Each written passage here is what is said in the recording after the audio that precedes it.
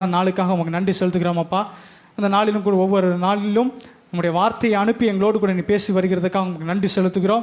இன்றைய நாளிலும் நம்முடைய வேத வார்த்தையின் மூலமாக நீர் எங்களோடு கூட பேசுவீராக. எங்கள் இருதயத்தையும் எங்கள் செவிகளை நாங்கள் திறந்து வைக்கிறோம். கர்த்தர் இடைப்படும்படியாக ஒப்புக் கொடுக்கிறோம். இயேசுவின் நாமத்தினால் ஜெபிக்கிறோம் நல்ல பிதாவே, ஆமென் ஆமென். வேதத்தின் ஒரு வசனத்தை வாசிக்கலாம். 1 தீமோத்தேயு 6வது அதிகாரம் 11வது வசனத்தை நம்ம வாசிக்கலாம். 1 தீமோத்தேயு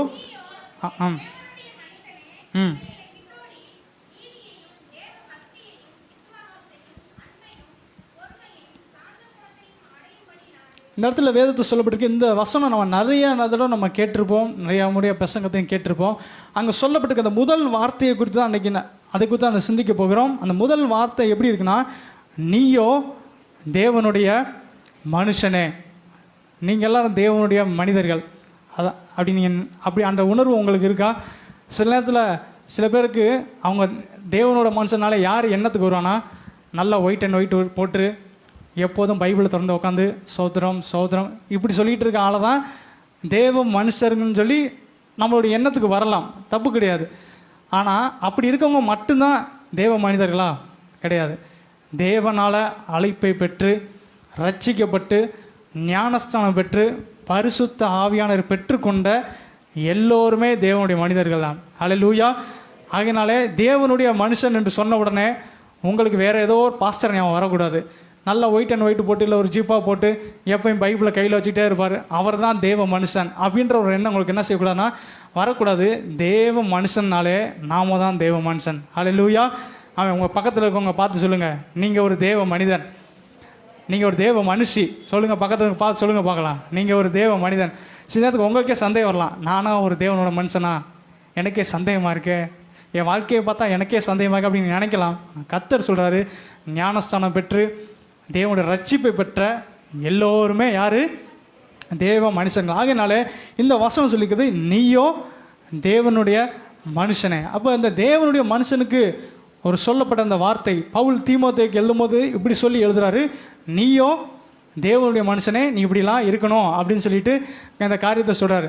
நம்ம சில நேரத்துக்கு நிறைய பேர் இப்படி கூட திட்டிருக்கலாம், இப்படி சொல்லுவோம். இப்போ ஒரு நல்ல ஒரு படித்த ஒரு ஆள் எதில் ஒரு ஏமாந்துட்டார் அப்படின்னு வச்சுக்கோமே, என்ன சொல்லுவோம், ஒரு படிச்சிருக்கீங்களே இது கூட உங்களுக்கு தெரியாதா அப்படின்னு நம்ம என்ன செஞ்சுருக்கலாம், அது சொல்கிறத நீங்கள் கேள்விப்பட்டிருப்பீங்க. இல்லைன்னா ஏதோ ஒரு பெரிய மனுஷர் ஏதோ தப்பு பண்ணிட்டானா, ஒரு பெரிய மனுஷர் பண்ணுற வேலையா இது அப்படின்னு நம்ம என்ன சொல்லுவோம், அப்படி பார்த்து சொல்லியிருப்பாங்க, கேள்விப்பட்டிருப்போம். அது மாதிரி இங்கே பவுல் தீமோத்தி சொல்கிறாரு, நீயோ தேவ மனுஷனாக இருந்தால் நீ இப்படிலாம் இருக்கணும் அப்படின்னு சொல்லிட்டு அவர் சொல்கிறாரு.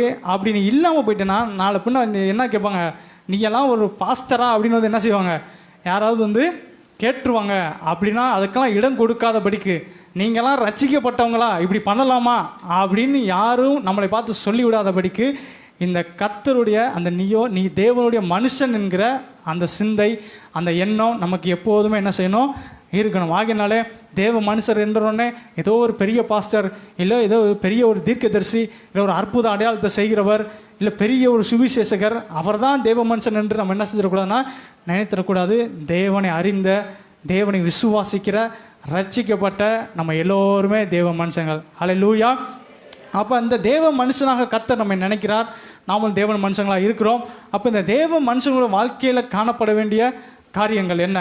ஒரு தேவ மனுஷனாக இருக்கிறான் அப்படின்னா அவன் வாழ்க்கையில் ஆவிக்கேற்ற தன்மைகளோடு கூட சில காரியங்கள் அவன் வாழ்க்கையில் இருக்கணும்.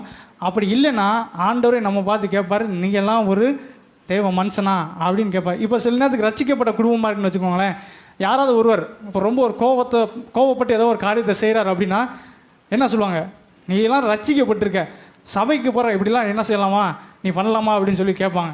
நம்ம இப்போ வெளியில் இடத்துல எங்கேயோ இருக்கோம், நம்ம ஏதாவது ஒரு காரியத்தை பண்ணோம், நீங்கள் கிறிஸ்தவங்களாக இருக்கீங்க, இப்படி நீங்கள் எதாவது பண்ணலாமா அப்படின்னு சொல்லி அப்படிப்பட்ட ஒரு கேள்விகள் நம்மை நோக்கி வரும். ஆகையினாலே தேவ மனுஷனாக இருக்கணும் அப்படின்னா இந்த வேதத்தில் சொல்லப்பட்டபடி சில காரியங்கள் இருக்குது.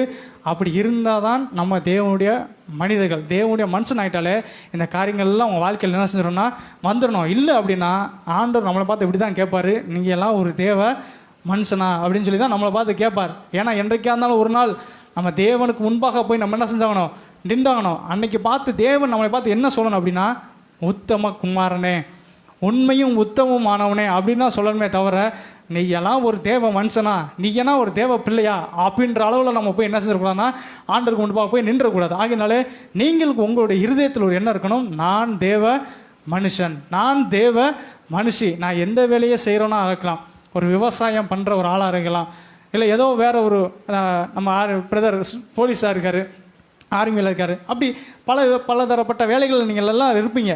அப்போ எங்கே இருந்தாலும் நம்ம ஒரு விவசாயம் பண்ணுற ஒரு ஆளுன்ற ஒரு எண்ணத்தை விட, ஒரு அதிகாரியாக இருக்கோன்ற எண்ணத்தை விட, இல்லை நம்ம ஒரு முக்கியமான ஒரு பொறுப்பில் இருக்கோன்ற ஒரு எண்ணத்தை விட, நான் தேவ மனுஷன் என்கிற எண்ணம் நமக்கு முதன்மையானதான் நமக்கு வரணும். அல்லேலூயா. அதே போல் நீங்களும் தான் எங்கள் வேலைகள் நீங்கள் செய்தாலும் நான் ஒரு தேவ மனுஷி என்கிற ஒரு எண்ணம் உங்களுக்குள்ளே என்ன செய்யணும்னா அது முதலாவதாக நமக்கு என்ன செய்ய வேண்டும், வர வேண்டும். ஆகினாலே அப்படிப்பட்ட சிந்தையோடு நம்ம இருக்க வேண்டும், அதற்கேற்ற தன்மைகளோடு நம்ம இருக்க வேண்டும். அப்போ முதலாவதாக ஒரு காரியம் 1 தீமோத்தேயு 1வது அதிகாரம் 18வது வசனத்தை நம்ம வாசிக்கலாம். 1 தீமோத்தேயு 1வது அதிகாரம் 18வது வசனத்தை வாசிக்கலாம். ம் ம் ம்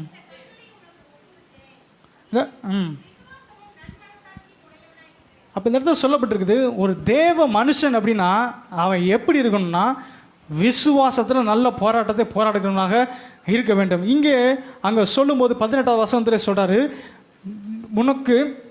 உன்னை குறித்து முன் உண்டான தீர்க்கதரிசனத்தின்படியே நீ எப்படி என்ன இருக்கணும்னா நல்ல போராட்டம் பண்ணும்படி இந்த கட்டளையை உனக்கு ஒப்புவிக்கிறேன், நீ விசுவாசமும் நல்மன சாட்சியும் உடையவனாக இரு. ஒரு தேவ மனுஷனாக ஒருத்தன் இருக்கிறான்னா அவன் விசுவாசம் இல்லாமல் அவன் தேவ மனுஷனாகவே இருக்க முடியாது. ஆகையினாலே தேவ மனுஷனுக்குரிய அடையாளம் என்னன்னா அந்த மனுஷன் விசுவாசம் உடையவனாக கண்டிப்பாக என்ன செய்யணும்னா அவனுக்குள்ளே இருந்தே ஆகணும். சில பேர் இருப்பாங்க தேவ மனுஷனாக இருப்பாங்க, கர்த்தருக்குள்ளே இருப்பாங்க, ஆனால் விசுவாசம் இல்லாமலும் அவங்க இருப்பாங்க. அப்போ நம்ம தேவ மனுஷன் என்ற நிலைமைக்கு நம்ம வந்துட்டோம் அப்படின்னா நிச்சயமாக விசுவாசத்தோடு இருக்கக்கூடியவர்களாக நாம் இருக்க வேண்டும். 2 தீமோத்தேயு 4வது அதிகாரம் 7வது வசனத்தை நம்ம வாசிக்கலாம்.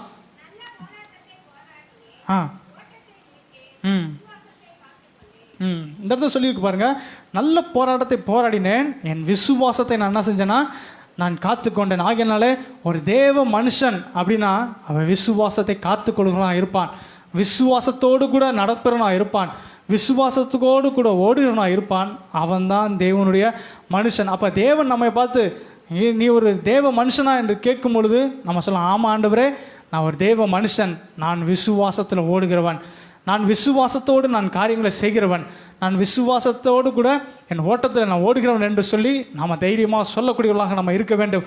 யூதா எழுதின புத்தகம் 1வது அதிகாரம் 3வது வசனத்தை நம்ம வாசிக்கலாம். யூதா 1:3 நம்ம வாசிக்கலாம்.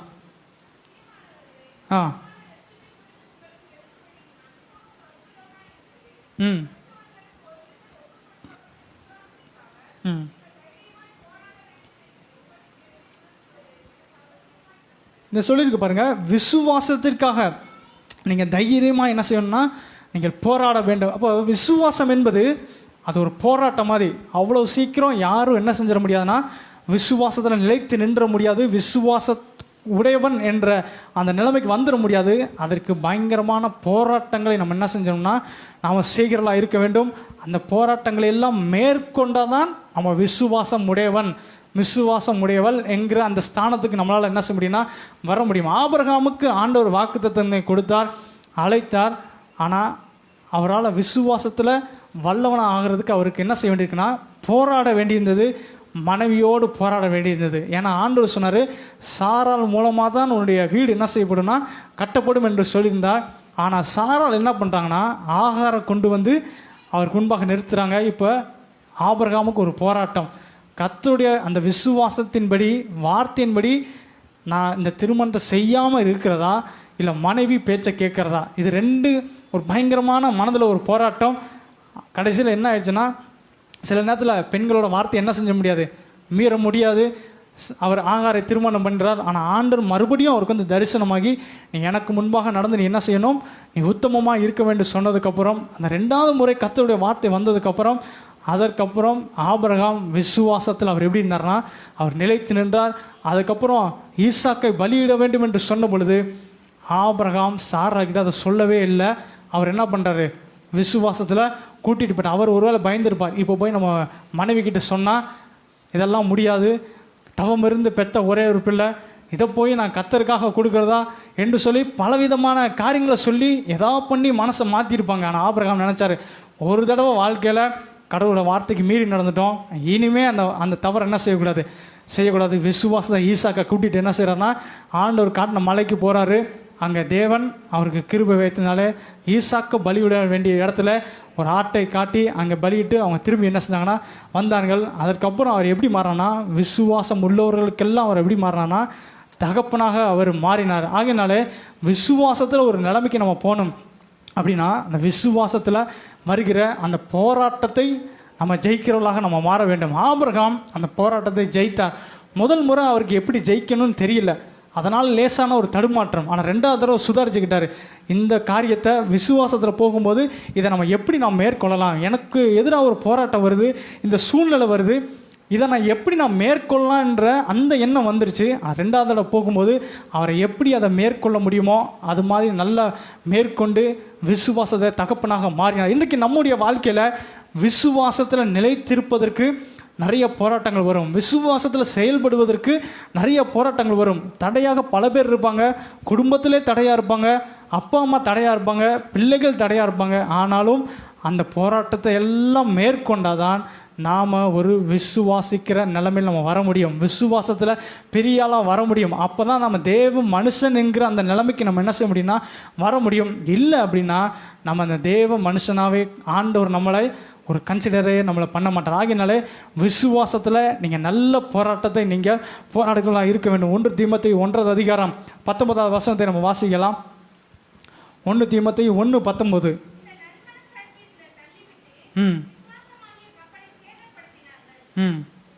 இந்த நல் மனசாட்சியை சிலர் என்ன செஞ்சாங்கன்னா வெறுத்து விசுவாசமாகிய கப்பலை சேதப்படுத்தினார்கள். நம்முடைய விசுவாசமாகிய கப்பலை சேதப்படுத்துவதற்கு அநேகர் வருவார்கள். அந்த விசுவாசமாகிய கப்பல் சேதமடையாமல் நம்ம என்ன செஞ்சுட்டே இருக்கோம்னா நம்ம காப்பாற்றிக்கிட்டே நம்ம இருக்கணும். ஏன்னா அந்த கப்பலில் பார்த்தீங்கன்னா தண்ணி உள்ளே வராமல் இருக்கிறதுக்கு அப்பப்போ இந்த ஒரு வார்னிஷ்மாக ஒரு பெயிண்ட் மாதிரி ஒன்று அப்படியே பூசிக்கிட்டே இருப்பாங்க. ஏன் அப்படின்னா அந்த கப்பல் வந்து எங்கேயும் ஓட்டம் வந்துடக்கூடாது, எதுவும் பிரச்சனை வந்துடக்கூடாது, அந்த மரத்தில் எந்த ஒரு பிரச்சனையும் வந்துடக்கூடாதுன்றதுக்காக அந்த அப்ளை பண்ணிகிட்டே இருப்பாங்க. அடிக்கடி செக் பண்ணிட்டே இருப்பாங்க, எப்படி கரெக்டாக இருக்கா இல்லையா, எங்கேயும் ஓட்டம் இருக்கா, எதுவும் மிஸ்டேக்காக இருக்கான்னு சொல்லி பார்த்துக்கிட்டே இருப்பாங்க. அது மாதிரி நம்முடைய விசுவாசமாகிய கப்பல் சேதமாகாதபடிக்கு நம்ம ரொம்ப கவனத்தோடு நம்ம என்ன செஞ்சுட்டே இருக்கோம்னா பார்த்து கொண்டே இருக்க வேண்டும். ஏன்னா விசுவாசமாகிய கப்பலை சேதப்படுத்துவதற்கான நபர்கள் நம்ம வாழ்க்கையில் எப்போதுமே வந்து கொண்டே இருப்பாங்க. அவங்க எந்த ரூபத்தில் வேணால் வருவாங்க, உறவினர்கள் என்கிற ரூபத்தில் வருவாங்க, தாய் தகப்பமாக என்கிற ரூபத்தில் வரலாம், அவங்க எப்படி வேணால் வரலாம். ஆனால் விசுவாசமாகிய கப்பல் சேதப்படாதபடிக்கு நம்ம என்ன செஞ்சுட்டு இருக்கணும், நம்ம கவனத்தோடு கட்டி காப்பாற்றி கொண்டே இருக்க வேண்டும். 2 கொரிந்தியர் 10வது அதிகாரம் 3 முதல் 5 வசனங்களை வாசிக்கலாம். 2 கொரிந்தியர் 10வது அதிகாரம் 3 முதல் 5 வசனங்களை வாசிக்கலாம்.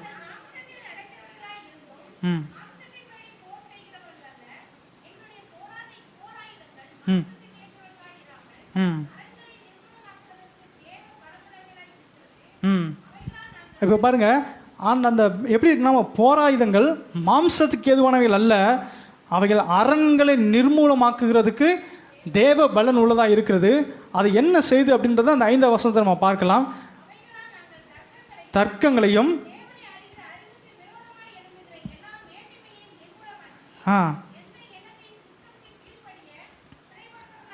இப்போ விசுவாசத்தில் இருக்கிறோம் அப்படின்னா தேவ மனுஷனாக வரணும் அப்படின்னா இந்த காரியங்கள் நம்ம செய்யணும். அப்போ விசுவாசம் இருக்கும்போது என்ன நடக்குதுன்னா என்ன செயல்படுது, அவைகளால் நாங்கள் தர்க்கங்களை என்ன செய்கிறாங்கன்னா மேற்கொள்கிறாங்க. சில நேரத்தில் வாழ்க்கையில் ரட்சிக்கப்பட்ட நபர் ஒரே ஒருத்தர் தான் இருப்பாங்க, ஆண்டவரை அறிந்தவர்கள் ஒரே ஒருத்தர் தான் இருப்பாங்க. அப்படி இருக்கும்போது மற்றவங்க என்ன பண்ணுவாங்கன்னா இந்த ரட்சிக்கப்பட்ட ஒருத்தர் வந்து ரொம்ப போட்டு ஏதாவது ஒரு விதத்தில் அவர் அந்த ரட்சிப்பை விட்டு வெளியே வருவதற்கு அநேக காரியங்கள் பேசுவார்கள். அப்போ அந்த தேவ பலன் அந்த விசுவாசம் இருக்கும்போது அது என்ன செய்யுதுன்னா அந்த பலன் என்னவா இருக்குன்னா அரண்களை நிர்மூலமாக்கத்தக்க ஒரு பலன் கிடைக்குது. அந்த பலத்தினாலே தர்க்கங்களை என்ன செய்ய முடியும்னா தோற்கடிக்க முடியும். வீட்டில் ரட்சிக்கப்பட்ட ஒரே ஒரு நபர் இருக்கும்போது ரட்சிக்கப்படாத அநேகர் எதிராக வரும் பொழுது அப்படிப்பட்ட தர்க்கங்களை முறியடிக்கிறதுக்கு அந்த விசுவாசம் என்ன செய்யுதுன்னா உதவியாக இருக்கிறது. அது மாத்திரமல்ல, தேவனை அறிகிற அறிவுக்கு விரோதமாக எழும்புகிற எல்லா மேட்டிமையையும் நிர்மூலமாக்குகிறது, எந்த எண்ணத்தையும் கிறிஸ்துவுக்கு கீழ்ப்படிய சிறைப்படுத்தவர்களாக இருக்கிறோம். அப்போ தேவன் கொடுக்க அந்த விசுவாசம்ங்கிற பலத்தினால என்ன செய்ய முடியும்னா தேவையில்லாத தர்க்கங்களை மேற்கொள்ள முடியும். அது மாத்திரமல்ல, தேவனை அறிகிற அறிவுக்கு விரோதமாக எழும்புகிற எல்லா எண்ணங்களையும் நிர்மூலமாக்கி அதை கிறிஸ்துவுக்கு கீழ்ப்படுத்த அது நமக்கு உதவியாக. இன்றைக்கும் சில நேரத்தில் நமக்கு இந்த மாதிரி தேவையில்லாத எண்ணங்கள் நம்மளோட சிந்தைகளுக்குள்ளே வருகிறதா வாய்ப்பு இருக்கிறது. ஆகையினாலே அந்த எண்ணங்களை எல்லாம் நம்ம மேற்கொள்ளணும் அப்படின்னா விசுவாசம் இருக்கும்போது தான் அப்படிப்பட்ட எண்ணங்களை நம்மளால் என்ன செய்ய முடியும்னா மேற்கொள்ள முடியும். தேவனை அறிகிற அறிவுக்கு விரோதமாக எழும்புகிற எண்ணங்கள். அப்போ அறிந்து கொள்கிற அறிவு என்பது ஒரு பக்கம் இருக்கிறது, உலகத்தின் அறிவு என்பது ஒரு பக்கம் இருக்கிறது. இந்த உலகத்தின் அறிவை இதை மேற்கொண்டு வரணும்னா ஒரு தேவ பலன் விசுவாசம் என்கிறது அதுதான் ஒரு அடிப்படையாக காரியமாக இருக்குது. இன்றைக்கு உலகத்தில் நிறைய காரியம் மூட நம்பிக்கையான நிறைய காரியங்கள் இருக்குது. எல்லோரும் மூடத்தனமான காரியங்களை செய்து கொண்டிருக்காங்க. இதை எல்லாம் மீறி நம்ம விசுவாசத்தை நிற்கணும் அப்படின்னா இந்த தேவ பலன் நமக்கு என்ன பண்ணுகிறது, அரண்களை நிர்மூலமாக்கத்தக்கதாக நம்முடைய விசுவாசம் அங்கே இருக்க வேண்டும். இல்லை நம்முடைய விசுவாசம் பலவீனமாக இருக்குன்னா நம்ம என்ன சொன்னாலும் நம்ம என்ன செய்வோம்னா நம்ம நம்புகிறவர்களாக இருப்போம். பூனை குறுக்க போது இன்னைக்கு காரியம் நல்லா நடக்காதுன்னா அதை நம்ம நம்பிக்கொண்டு இருப்போம். ஒரு எலுமிச்சம்பழம் வச்சா நம்ம வாகனத்தில் போகும்போது நம்ம காப்பாற்றப்படுவோம் என்கிறது ஒரு நம்பிக்கை இருந்ததுன்னா இதை நம்ம நம்பாமல் இருப்போம். இப்படி சொல்லிக்கொண்டே போனால் நிறைய காரியங்களை சொல்லிக்கொண்டே நம்ம போகலாம். ஆனால் இங்கே சொல்லுகிறது இப்படிப்பட்ட தேவனுக்கு விரோதமாக எழும்புகிற எல்லா எண்ணங்களையும் அது என்ன பண்ணுதுன்னா நிர்மூலமாக்கி அதெல்லாம் ஒன்றுமே கிடையாதுன்னு சொல்லி விசுவாசத்தில் நிலை நிற்பதுக்கு அது எனக்கு என்ன செய்யுதுன்னா பலனை நமக்கு கொடுக்குறது. அப்போ நம்ம எப்படி வாழ்க்கையை நடத்துக்கிறோம்? வேதம் சொல்லி நம்ம தரிசித்து நடவாமல் விசுவாசித்து நடக்கிறோம். விசுவாசிக்கிற நம்மக்கிட்ட இந்த எலுமிச்சம்பழம் வச்சா நீங்கள் பாதுகாப்பாக போயிடுவீங்கன்னு சொன்னால் அதை நம்ம நம்பலாமா? அதில் ஏதாவது அர்த்தம் இருக்கா? கிடையாது. அப்போ உலகத்தில் இருக்க ஜனங்கள் நம்பலாம், அது அவங்களுக்கு பெரிய காரியமாக தோன்றலாம். ஆனால் அந்த எண்ணம் அது கிறிஸ்துவுக்கு விரோதமான அது எண்ணம், தேவனை அறிகிற அறிவுக்கு விரோதமாக எழும்பி வருகிற எண்ணங்கள். இதையெல்லாம் நம்ம மேற்கொள்ளணும்னா தேவ மனுஷனுங்கிற நிலைமையை நம்ம அடையணும்னா இந்த விசுவாசம் ரொம்ப ரொம்ப முக்கியம். ஏன்னா இப்படிப்பட்ட நம்பிக்கை கொண்டவர்கள் என்ன செய்வாங்கன்னா விசுவாசமாகிய கப்பலை என்ன செய்கிறாங்கன்னா சேதப்படுத்துகளாக இருக்கிறாங்க. ஏனென்று சொன்னால் வேதமே நமக்கு சொல்லுகிறது, இப்படிப்பட்ட சீர்கேடும் கிளவிகள் பேச்சுமா இருக்கிற கட்டுக்கதைகளுக்கு என்ன செய்யணும்னா நீங்கள் விலகி ஓடணும். ஏன் அப்படின்னா அப்போ தான் விசுவாசத்தில் நீங்கள் எப்படி நிற்க முடியும்னா உடையாமல் விசுவாசம் கப்பல் சேதப்படாமல் நீங்கள் உன்னை காப்பாற்றி நிற்க முடியும். அதற்கு ஒரு பலன் உனக்கு என்ன செய்யணும் வரணும். அந்த பலன் தேவன் கொடுக்குற அந்த விசுவாசத்தின் மூலமாக தான் என்ன செய்யணும்னா வரும். நிறைய பேர் இந்த மாதிரியான சூழ்நிலைகளை எதிர்த்து நிற்க முடியாத அளவுக்கு பலவீனராக சில பேர் விசுவாசத்தில் இருப்பாங்க. இப்போ வீட்டில் ஒரு 4 பேர் இப்படிப்பட்ட மனநிலைமையை கொண்டவங்க இருக்காங்கன்னு வச்சுக்கோங்களேன். ஒரே ஒரு ஆள் கர்த்தருக்காக நிற்கிறவங்களா இருந்தார் என்று சொன்னால் அவருடைய பேச்சு அங்கே எடுபடுமானா நிறைய நேரத்தில் எடுபடாமல் போய்விடுகிறது.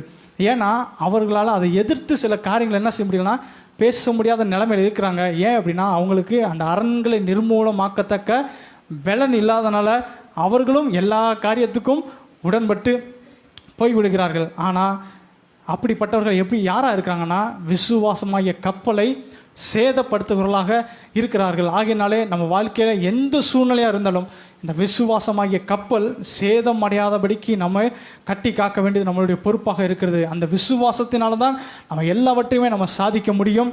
ஆகையினாலே விசுவாசத்தை நிலைத்து இருக்கும்போது நம்ம தேவ மனுஷனாக நம்ம என்ன செய்கிறோம்னா அறியப்படுகிறோம். அப்போ தேவன் நம்மை பார்க்கும்போது ஒரு விசுவாசம் உடையவர்களாக பார்க்க வேண்டும். ஒரு விசுவாசத்தில் நல்லா நிற்கும்போது தான் தேவன் நம்மை ஒரு தேவ மனுஷன் என்றே அவர் என்ன செய்வார்னா ஏற்றுக்கொள்வார். நம்ம ஒரு பலவீனராக இருந்தோம்னா இல்லை விசுவாசமாக கப்பலை சேதப்படுத்துறவர்களாக இருந்தோம்னா நம்ம தேவ மனுஷன் என்கிற ஒரு நிலைமைக்கு நம்மளால் என்ன செய்யவே முடியாதுன்னா வரவே முடியாது. ஆகையினாலே நீங்கள் நல்லா தெரிஞ்சுக்கோங்க, விசுவாசமாகிய கப்பலை யார் சேதப்படுத்த நினைச்சாலும் அவர்களுக்கு எதிர்த்து நின்று தர்க்கம் பண்ணி கிறிஸ்துவுக்கு விரோதமாக இருக்க சிந்தை எல்லாவற்றையும் கீழ்ப்படுத்தத்தக்கதாக நீங்கள் வல்லமை உள்ளவர்களாக இருக்க வேண்டும், திராணி உள்ளவர்களாக இருக்க வேண்டும்.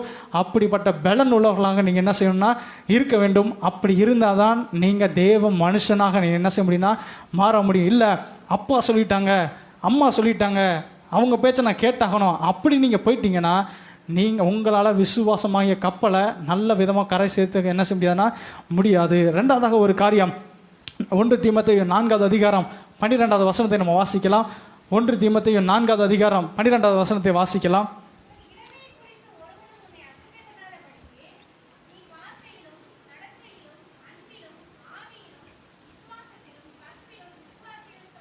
இங்கே சொல்லப்பட்டிருக்கு பாருங்க, மற்றவர்களுக்கு மாதிரியாக நம்ம வாழக்கூடியவர்களாக இருக்க வேண்டும். அப்பொழுதுதான் நம்ம தேவ மனுஷனாக இருக்கிறோம்ன்றதுக்கே ஒரு அடையாளம். அப்போ முதலாவதாக ஒரு அடையாளம் என்ன? தேவ மனுஷனாக இருப்பான் என்று சொன்னால் அவன் விசுவாசத்தில் வல்லவனாக இருக்க வேண்டும்.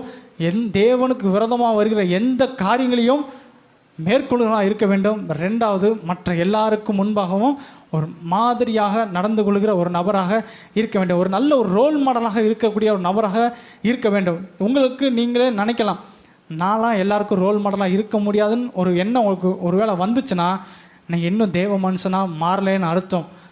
நான் எல்லாருக்கும் நான் ரோல் மாடலாக இருப்பேன் அப்படின்ற ஒரு எண்ணம் உங்களுக்கு வந்துருச்சுன்னா நான் தேவ மனுஷனாக மாறிக்கொண்டிருக்கிறேன் என்பதற்கு ஒரு அடையாளமாக இருக்குது. ஆகினாலே உங்களை பார்த்து 4 பேர் என்ன பண்ணணும்னா கிறிஸ்துவுக்குள்ள இன்னும் நல்லா வளர்ந்து வரணும். உங்களை பார்த்து ஒரு 10 பேர் விசுவாசத்தில் இன்னும் நல்லா வளரணும். அதற்கேற்ற மாதிரியாக நீங்கள் இருக்க வேண்டும். அப்போ தேவ மனுஷனாக மாறணும் அப்படின்னா ஆண்டவர் நம்மளை பார்த்து நீ ஒரு தேவ மனுஷன், நீ ஒரு தேவ மனுஷி அப்படி சொல்லணும் அப்படின்னா நீங்கள் ஒரு 10 பேருக்கு முன்மாதிரியாக நீங்கள் என்ன செய்யணும்னா நடக்கக்கூடியவர்களாக இருக்கணும். அப்போ எதில் அங்கே சொல்லப்பட்டிருக்குது? முதலாவது காரியம் வார்த்தையில் எப்படி இருக்கணும்னா மாதிரியாக இருக்கணும். மத்தேயு 12வது அதிகாரம் 33, 35 வசனங்களை வாசிக்கலாம். மத்தேயு 12, 33 முதல் 35 வசனங்களை வாசிக்கலாம். ம் ம் ம்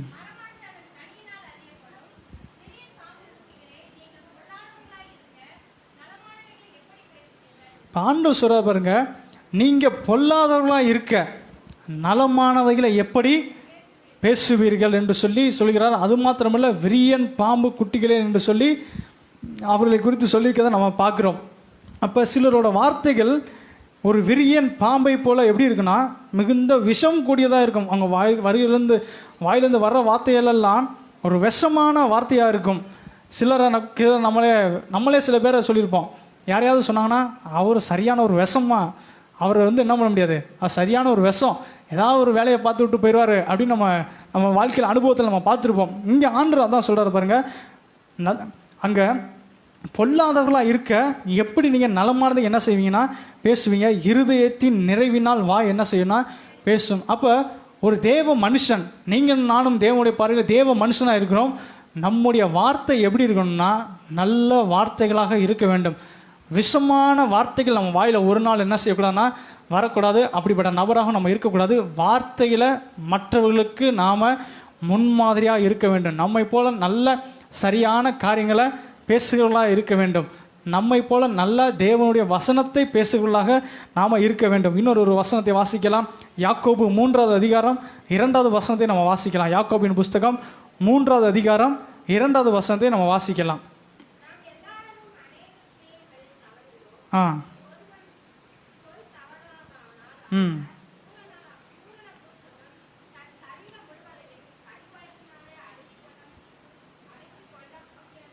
இந்த இடத்துல சொல்லப்பட்டிருக்கு பாருங்க, ஒருவன் சொல் தவறாதவனானால் எப்படிப்பட்ட இருக்கிறான்னா பூரண புருஷனாக இருக்கிறான், ஒரு தேவ மனுஷனாக இருக்கிறான் என்று சொல்லி அர்த்தம். அவன் எப்படி இருக்கான்னா சரீரம் முழுவதையும் கடிவாளத்தினாலே அடக்கி கொள்ளக்கூடியவனாக இருக்கிறான்.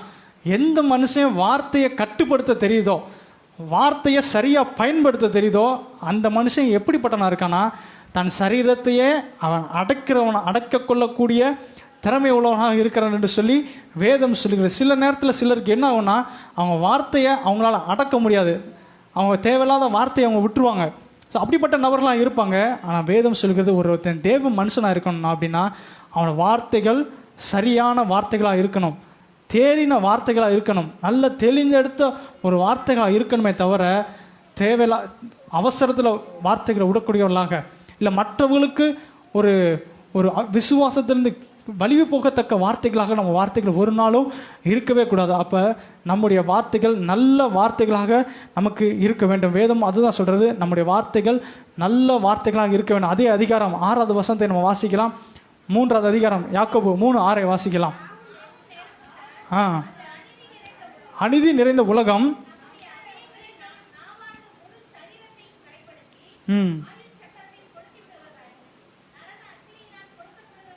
இந்த இடத்துல பாருங்கள், நம்முடைய அவயவங்களில் நாவானது என்ன செய்யுதுன்னா முழு சரீரத்தையும் அது என்ன செஞ்சிருதுன்னா கரைப்படுகிறது. நம்ம பேசின வார்த்தையினால நம்முடைய குணமே இப்படிதான்ற அளவுக்கு தீர்மானிக்கிற அளவுக்கு அதை கொண்டு போய் என்ன செஞ்சிடும்னா விட்டுரும். ஆகையினாலே நம்முடைய வார்த்தையில் நம்ம எப்போதும் ரொம்ப கவனமுடையவர்களாக இருக்கணும். சில இந்த பெரிய பெரிய அதிகாரிகள்லாம் பேசும்போது வேகமாக பேச மாட்டாங்க, நிறுத்தி நிதானமாக பேசுவாங்க. ஏன் அப்படின்னா சொல்கிற வார்த்தை சரியாக புரிஞ்சு கொள்ளப்படணும், தப்பாக புரிந்து பற்றக்கூடாது. நம்ம ஏதாவது ஒன்று தப்பாக ஏதோ அவசரத்தில் ஏதோ ஒன்று பேசிட்டோன்னா அது மற்றவங்க என்ன பண்ணிடுவாங்க, தவறாக புரிஞ்சு அதையே ஒரு பெரிய பிரச்சனை என்ன செஞ்சுருவாங்க, மாற்றிடுவாங்க. அதனால் அந்த முக்கியமான அந்த தலைவர்கள், அரசியல் தலைவர்கள்லாம் பார்த்தீங்கன்னா பெரும்பாலும் அவங்க நிறுத்தி நிதானமாக மெதுவாக பேசுகிறவங்களாக இருப்பாங்க. ஏன் அப்படின்னா அவங்க பேசுகிற ஒரு வார்த்தையாக இருந்தாலும் அவர் அந்த நபரே அப்படிதான் என்று சொல்லிடுற அளவுக்கு அவர் தப்பானவர் என்ற நிலைமைக்கு அதை கொண்டு போய் என்ன செஞ்சிடும்னா விட்டுடும். ஆகையினால நீங்களும் நானும் வார்த்தையை சரியாக பயன்படுத்துகிறவர்களாக இருக்கணும். ஆண்டவர் சொல்றார், இந்த வேதம் சொல்லுது பாருங்க, நாவும் நெருப்பு தான். அது என்ன செய்யணும்னா அது அநீதி நிறைந்த அது உலகம், அது ஒரு காட்டையே அழிச்சிடும், குடும்பத்தையும் அழிக்கும். ஆகையினாலே வார்த்தைகளை நம்ம கவனமுடையவர்களாக இருக்கணும். எப்படிப்பட்ட சூழ்நிலையாக இருந்தாலும் நிறுத்தி நிதானமாக நம்ம பேசணும். அப்படின்னா பாதி பிரச்சனையே இருக்காது. சில நேரத்தில் பிரச்சனையே எதனால் வரும்னா தேவையில்லாமல் விட்ட வார்த்தையினால. சில பேர் பிரச்சனைக்காக எதையோ ஒன்று பேசிக்கிட்டு இருப்பாங்க, கடைசியில் என்ன ஆகும்னா அவன் என்னை அப்படி சொல்லிட்டான்றது தான் பெரிய பிரச்சனை ஆகுமே தவிர என்ன பிரச்சனைக்காக பேச ஆரம்பித்தாலும் அந்த பிரச்சனையை மறந்துடுவாங்க, அப்படி போயிடும். ஆகினால நாம் கவனத்தோடு இருக்கணும், வார்த்தைகளை தெளிவுள்ளவர்களாக நம்ம இருக்கணும். மற்றவர்களுக்கு பேசுவதில் நம்ம மற்றவர்களுக்கு முன்மாதிரியான நபர்களாக நம்ம இருக்கணும். உலகத்தில் ஜனங்கள் சில நேரத்துக்கு புறணி பேசுகிறவர்களாக இருப்பாங்க, தேவையில்லாத காரியங்களை பேசிக்கொண்டே இருப்பார்கள், பிறரை பற்றி பேசிக்கொண்டே இருப்பார்கள். இப்படியெல்லாம் நாம் இருக்கக்கூடாது. நம்முடைய வார்த்தைகள் ஒவ்வொன்றும் தேர்ந்தெடுத்த வார்த்தைகள், பேசுவதில் மற்றவர்களுக்கு முன்மாதிரியாக நம்ம இருக்க வேண்டும். இப்படி தேவையில்லாத வார்த்தைகளை பேசுகிறவங்கனால என்ன நடக்கும் அப்படின்னா ஒரு விஷயம் தப்பாக புரிஞ்சு கொள்ளப்பட்டுரும். ஒரு காரியம் வேற ஒன்றா இருக்கும், ஆனால் வேற ஒரு விதமாக புரிந்து கொள்ளப்பட்டுரும். அவருடைய தலைமை போதகர், அவருக்கு சில வருஷங்களுக்கு முன்பாக ஒரு சில பலவீனம் வந்தது. அதனால் அவர் வீட்டிலே இருக்க வேண்டிய சூழ்நிலை. கிட்டத்தட்ட ஒரு வருஷம் வரைக்கும் அவர் வெளியில் எங்கேயுமே வரவே இல்லை. ஆனால் வெளியில் அவரை பற்றி என்ன பண்ணிட்டாங்கன்னா வேறு விதமாக பேச ஆரம்பிச்சிட்டாங்க. அப்படியே நியூஸ் எல்லாம் வேறு விதமாக ஸ்ப்ரெட் ஆகிடுச்சு. அதுக்கப்புறம் அவர் நல்லாகி அவர் வழக்கத்தோடு அதிகமாக பயங்கரமாக ஊழியம் பண்ண ஆரம்பிச்சிட்டார். எதனால் அப்படி சொல்கிறேன்னா, எதுவுமே தெரியலன்னா நம்ம என்ன ஆகணும், அமைதியாக நம்ம இருக்கணும். புதுசாக ஒன்று நம்ம என்ன செஞ்சிடக்கூடாது, ஏதாவது அவனை கிளப்பி விட்டுறக்கூடாது. அப்போ சில பேர் அப்பா கிட்ட ஃபோன் பண்ணி கேட்பாங்க, பாஸ்டருக்கு இப்படியாமே உங்களுக்கு ஏதாவது தெரியுமா, இந்த மாதிரி. இப்போ எனக்கு எதுவுமே தெரியாது, ஜோமான சொல்லியிருக்காங்க, பாஸ்டருக்கு ஏதோ ஒரு பலவீனம் இருக்குது, அது நீங்கள் ஜோமான சொல்லியிருக்காங்க, அதுதான் எனக்கு தெரியும் அப்படின்னு சொல்லிடுவாங்க. ஆனால் வெளியில் நிறையா இப்படிலாம் நியூஸ் வருது, ஃபேஸ்புக்கில் அது இதெல்லாம் நிறையா வித்தியாசமாக எழுத ஆரம்பிச்சிட்டாங்க, ஏதோ பக்கத்தில் இருந்து பார்த்த மாதிரி. ஏன்னா வார்த்தைகள் நமக்கு ரொம்ப ரொம்ப முக்கியம். தேவையில்லாத வார்த்தைகளை பேசும்போது தேவையில்லாமல் தவறாக புரிந்து கொள்ளப்படும். இந்த உலகத்தை நிறைய பிரச்சனை வர்றதுக்கு என்னென்னா இந்த புறணி பேசுகிறதுனால தான் நிறைய பிரச்சனை வரும். ஏன்னா பிரச்சனை ஒன்றா இருக்கும், அது வெளியில் போய் தெரிகிறது வேற ஒன்றா இருக்கும், அப்படி நடந்து சம்மந்தமில்லாமல் போய் முடிஞ்சிடும். ஆகையினாலே வார்த்தைகளை நம்ம ரொம்ப ரொம்ப கவனம் முடியல. இப்போ நம்ம ஒருத்தர்கிட்ட போய் பேசுகிறோம் அப்படின்னா அவர் ரொம்ப நம்பிக்கையானவராக இல்லையா அப்படின்னா எப்படி நம்ம தெரிஞ்சுக்கணும் அப்படின்னா அவர் பேசுகிற வார்த்தையினாலே. அவர் சொன்ன மாதிரி செய்வார். அப்படி இருக்கும்போது தான் அந்த மனுஷன் மேலேயே நமக்கு நல்ல ஒரு அபிப்பிராயம் வரும், நல்ல மதிப்பு உண்டாகும், எல்லாமே வரும். அப்போ உலகத்தில் இருக்க ஒரு மனுஷனை நம்முடைய வார்த்தையை வைத்து தீர்மானிக்கும் போது தேவ மனுஷராக இருக்கிற நாம் அவர்களை காட்டிலும் அதிகமாக வார்த்தைகளை சரியாக நம்ம என்ன செய்யணும்னா இருக்கணும்.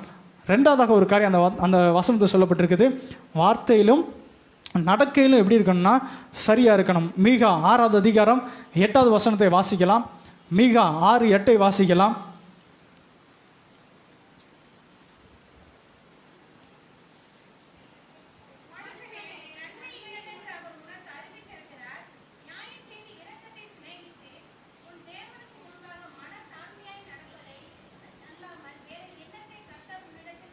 அப்போ தேவன் நம்மக்கிட்ட கேட்குற ஒரே ஒரு காரியம் என்னன்னா, அவருக்கு முன்பாக மனத்தாழ்மையாய் நடந்து கொள்வது, கர்த்தருக்கு பிரியமாக நடந்து கொள்வதை தான் கர்த்தர் நம்மக்கிட்ட எதிர்பார்க்குறார். அதுதான் தேவ மனுஷனுக்கான அடையாளம். அப்போ நம்ம ஏதோ வார்த்தையில் சரியாக இருக்கோம், ஆனால் நடக்க எப்படி இருக்குது அப்படியே ஆப்போசிட்டாக மாறக்கூடாது. எல்லார் இடத்துலையும் அன்பாக இருக்கணும்னு சொல்கிறது மாத்திரமல்ல, அதை நடக்க என்பது என்னென்னா அதனுடைய ஆக்ஷன், நம்மளோட செயல் எப்படி இருக்குன்னா கரெக்டாக நமக்கு இருக்கணும். சில பேர்கிட்ட போனோன்னா கரெக்டாக பேசுவாங்க, ஆனால் பேசுகிற மாதிரி நடக்க மாட்டாங்க. அதுதான் பிரச்சனை. நமக்கு பேசுகிறது மாத்திரமல்ல, எப்படி பேசுகிறோமோ அதன்படி நம்ம என்ன செய்யணும், செயல்படுகிறதா இருக்கணும். விசுவாசத்தை பற்றி நம்ம நிறைய பேசலாம், ஆனால் விசுவாசத்தில் நம்ம நடக்கிறோமா, அந்த ஆக்ஷன் ரொம்ப ரொம்ப நமக்கு முக்கியம். நம்ம விசுவாசத்தை 1000 மணி நேரம் கூட பேசலாம், விசுவாசம் தான் ரொம்ப முக்கியம், விசுவாசம் தான் அப்படி, விசுவாசம் தான் இது அப்படின்னு சொல்லி எவ்வளோ நேரம்னா பேசிகிட்டே இருக்கலாம். ஆனால் விசுவாசத்தை நம்ம நடக்கிறோமான்னு பார்த்தா ஒரு நாள் கூட நடந்திருக்க மாட்டோம். அப்படிப்பட்ட நிலைமை நமக்கு இருந்துச்சுன்னு சொன்னால் அது என்ன மாதிரி இருக்குன்னு நீங்கள் யோசித்து பாருங்கள். ஆகையினாலே நம்ம எந்த அளவுக்கு வார்த்தையில் நம்ம சரியாக இருக்கிறோமோ அதை விட நம்ம நடக்கையில் நம்ம என்ன செய்யணும், சரியாக இருக்கணும். விசுவாசத்தை நம்ம எந்த அளவுக்கு நம்ம பேசுகிறோமோ அதை விட விசுவாசத்தில் மற்றவர்களுக்கு மாதிரியாக நடந்து கொள்வர்களாக நம்ம இருக்கணும். அப்போ கர்த்தர் நம்மக்கிட்ட எதை எதிர்பார்க்குறார், பேசுகிறத எதிர்பார்க்கல, பேசுகிறத விட செயலை அதிகமாக என்ன செய்கிறார்னா எதிர்பார்க்குறார். ஆகையினாலே பேசுகிறது குறைவாக இருக்கணும், நடக்கை செயல் எப்படி இருக்கணும்னா அதிகமாக இருக்கணும். அதுதான் நமக்கு ரொம்ப முக்கியம். அப்போ கர்த்தர் நம்மக்கிட்ட எதிர்பார்க்குறது, யார் செயலில் கரெக்டாக இருக்காங்களோ அவர்கள் தான் மற்றவர்களுக்கு ரோல் மாடலாக மாற முடியும். ஒரு தேவ மனுஷனாக இருந்தான் அப்படின்னா அவன் கண்டிப்பாக நடக்கையில் மற்றவங்களுக்கு ஒரு முன்மாதிரியாக என்ன செய்யணும்னா இருக்கணும். நம்முடைய பாஸ்டர் ஜோசப் பால் இருக்காரு, அவர் உண்மையிலே நல்ல ஒரு தேவ மனுஷன். அவர் எப்படி அவர் சொல்லுவாரோ அதுபடி தான் அவர் செய்வார். அவரோட அண்ணன் நிறைய பிரசங்களை நான் சின்ன வயசுலேருந்து கேட்டு வந்திருக்கேன். அவரோட குடும்பத்தில் நடக்கிற காரியங்கள் நான் பார்த்துருக்கேன். பாஸ்டர் எப்படி சொல்லுவாரோ அதுபடி தான் அவர் செய்வார். அவரோட கடைசி பிள்ளைக்கு திருமணத்தை ஏற்படுத்தும் போது கூட விசுவாசத்தை தான் தேதியை அவர் ஃபிக்ஸ் பண்ணிட்டார். 1 வருஷத்துக்கு முன்னாடியே இந்த தேதியில் தான் இயேசு பண்ணி தான் நடக்கும், 7ஆம் தேதி 7ஆம் மாதம் ஃபிக்ஸ் பண்ணிட்டாரு. ஆனால் மாப்பிள்ளை யாருன்னே தெரியாது, மாப்பிள்ளை பார்த்துக்கிட்டே இருக்காங்க. ஆனால் கரெக்டாக அந்த மே மாதம் வரும்போது மாப்பிள்ளை எல்லோரும் ஃபிக்ஸ் பண்ணியாச்சு. பிரசங்கம், ஃபாதரு, எஸ்ஐகே ஃப்ரான்சிஸ் எல்லாத்தையும் அவர் முன்னாடியே ஃபிக்ஸ் பண்ணிட்டாரு. இது என்னன்னா விசுவாசத்தை பேசிட்டு போகிறதல்ல, வாழ்க்கையில் நம்ம என்ன செஞ்சு காட்டணும், விசுவாசத்தில் ஜெயித்து காட்ட வேண்டும். ஆகையினால நம்ம பேசுவது எவ்வளவு சரியான வார்த்தைகளை பேசுகிறோமோ அதுவும் முக்கியம். அதை விட நம்முடைய நடக்கை ரொம்ப ரொம்ப முக்கியம். நமக்கு பின்னாடி வருகிற சந்ததிகள் நம்முடைய நடக்கையை பார்த்து அவங்க இன்னும் அதிகமாக தேவனுக்குள்ளே அவங்கள வளர்ந்து வர்றத்தக்கதாக அவங்கள என்ன செய்ய வேண்டும்னா அது உற்சாகப்படுத்த வேண்டும். அப்படிப்பட்ட நடக்கை நமக்கு இருக்கணும். அப்போ நம்ம ஒன்று நல்லா தெரிஞ்சுக்கணும். அந்த குழந்தைகளை குறித்து ஒன்று சொல்லுவாங்க, குழந்தைகள் எப்போதுமே நம்ம சொல்கிறத கேட்க மாட்டாங்க, நம்ம என்ன செய்கிறோமோ அதை தான் அவங்க செய்வாங்க. அதுதான் குழந்தைகளோட தன்மை. ஒரு குழந்தைகிட்ட போய் நீ இப்படி உட்காரணும், இந்த மாதிரி இருக்கணும், இந்த மாதிரி பேசணும் அப்படின்னு எல்லாரும் சொல்லுவாங்க. ஆனால் அந்த குழந்தை எதை பார்க்கணும், நம்ம சொல்கிறத அது கேட்கவே கேட்காது. நம்ம எப்படி பேசுகிறோம், நாம் எப்படி நடக்கிறோம், நம்ம எப்படி வார்த்தைகளை பயன்படுத்துகிறோம், அதை தான் அதை கவனிக்கும். அப்போ அது மாதிரி நாமளும் அது மனிதனுடைய சுபாவம். அது இப்போ எல்லோருமே சொல்லுவார்கள், ஆனால் யார் செய்கிறாங்கன்றதான் ரொம்ப ரொம்ப முக்கியம். நம்ம அதிகமாக சொல்லுகிறவர்களாக அல்ல, அதிகமாக நடக்கையினாலே செய்கிறவர்களாக நம்ம இருக்கணும்.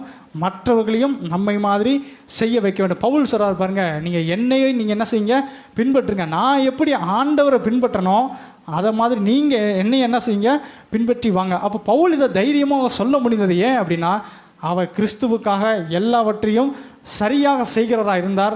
அதனால தான் தனக்கு பின்னாடி அவர்களை பார்த்து சொல்கிறாரு, நான் எப்படி கர்த்தருக்காக இருக்கிறனோ அதே மாதிரி நீங்களும் எனக்காக என்னை பின்பற்றி என்னை போலவே நீங்கள் கர்த்தருக்காக நீங்கள் இருக்க வேண்டும். ஆகினாலே நீங்கள் பெற்றோர் இங்கே நிறைய பேர் இருக்கீங்க, நிறைய பாட்டிமாக தாத்தாலாம் இருக்கீங்க.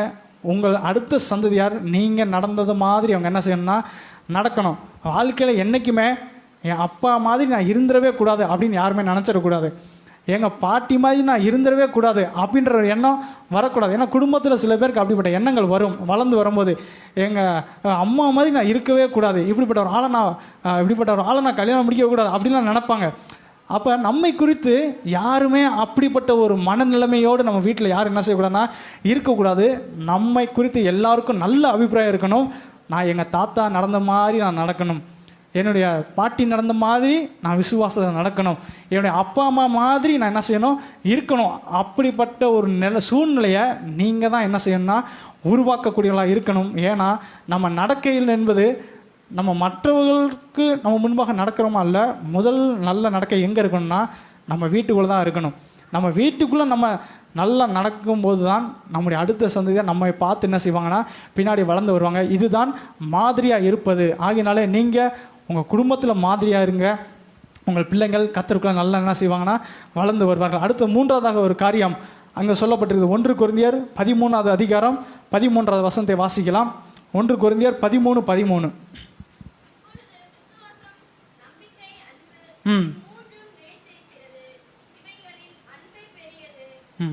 நேற்று சொல்லப்பட்டிருக்கு பாருங்க.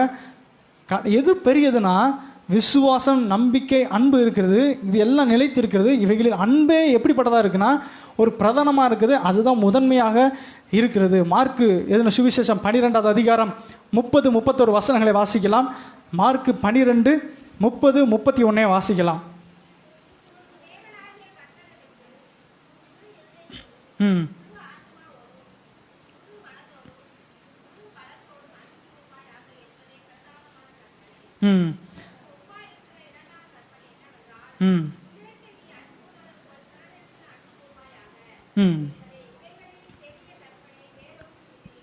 ஆண்டவர் காட்ட சொல்ற அன்பு என்ன அப்படின்னா, உன்னை நேசிப்பது போல நீ பிறனை என்ன செய்யணும், நேசிக்க வேண்டும். அந்த மனிதன் எப்படிப்பட்ட தன்மையாக இருந்தாலும் பரவாயில்ல.